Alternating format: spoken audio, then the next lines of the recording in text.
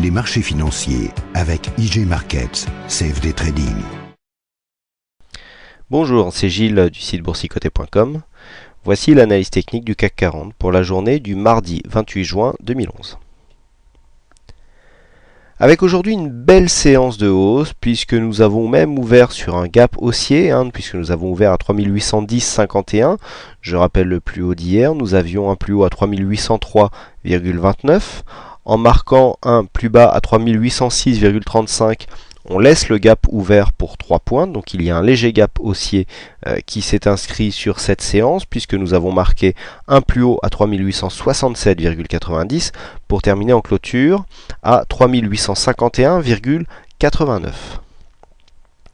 Le CAC 40 s'adjuge 1,46% sur cette séance, plus de 55 points pris par rapport au cours de clôture d'hier, donc c'est une belle séance de hausse. D'un point de vue chartiste, on vient donc ouvrir un gap haussier qui marque un signe quand même de force dans cette reprise haussière. Mais on va voir que ce signe de force est peut-être un des seuls, puisque la hausse du jour ne constitue pas vraiment un signe de puissance et de reprise haussière durable. Même si nous venons prendre comme support ici la résistance baissière qui avait bridé les cours dans un premier temps et qui nous a marqué ce trend légèrement baissier, on a vu que cette ligne avait été traversée à plusieurs reprises lors des précédentes séances et donc elle était beaucoup moins significative. Nous revenons donc à la hausse butée sous cette résistance mineure des 3865 points. On vient donc clôturer légèrement en dessous et on avait vu que l'objectif pour vraiment déclencher une tendance haussière serait la zone des 3884-85 points avec un objectif à terme ici à 3904 comme résistance intermédiaire et donc à terme 3936 qui correspondrait si les cours venaient à prolonger leur rebond d'ici les prochains jours à un test de la résistance baissière qui bride qui bride cette tendance baissière depuis maintenant le début du mois de mai. Au regard des indicateurs, nous avons un RSI neutre, un stochastique qui essaye de reprendre son signal haussier qu'il avait annulé hier. On a un MACD, lui, qui reprend aussi sur son signal. Alors le MACD, c'est intéressant la course qu'il a, puisque on était parti ici sur un signal haussier qui, dans un premier temps, était assez dynamique.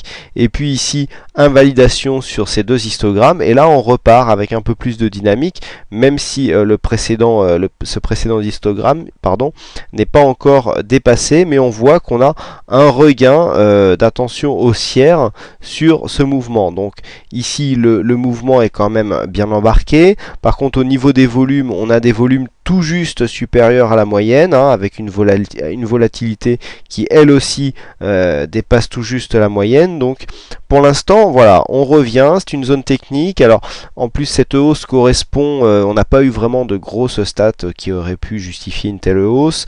C'est surtout dû à, on va dire, les investisseurs, un peu comme ce que nous avions eu sur ces deux bougies. Les investisseurs attendent quand même, anticipent un vote du Congrès grec positif en faveur d'un plan d'austérité qui pourrait déclencher les aides par rapport à leurs dettes, mais bon, c'est quand même, il n'y a rien de sûr, puisqu'il y a des dissensions au sein même de la majorité grecque, il y a des mouvements sociaux dans la rue, donc on sent bien que ces mesures d'austérité ne vont pas bien passer pour tout le monde.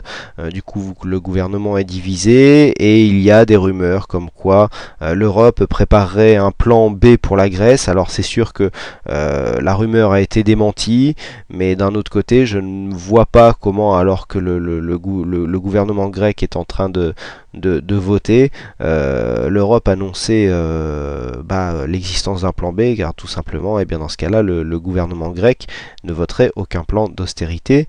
C'est assez évident. Donc il est sûr que ce genre d'information ne peut pas sortir officiellement actuellement, mais ce sont des bruits qui courent, et donc c'est peut-être aussi ce qui rassure les marchés, qu'il y ait une volonté assez ferme au sein de l'Europe de vraiment faire sortir la Grèce de cette crise financière dans laquelle ils sont. Hein, leur dette ne faiblit pas, et donc ils risquent, sans plan d'austérité assez rapide et sans aide de l'Europe pour sortir rapidement de cette crise, et donc sans mesures d'austérité pour en sortir durablement et d'une manière pérenne, on ne voit pas comment la Grèce pourrait s'en sortir. Ça, voilà pour le volet un petit peu macro. Donc on voit que techniquement il n'y a rien de fait, on attend toujours une cassure ici de la zone des 3885, et puis à la baisse, hein, on a une confirmation que ici le support des 3775 constitue un socle de rebond. Alors ça nous fait quand même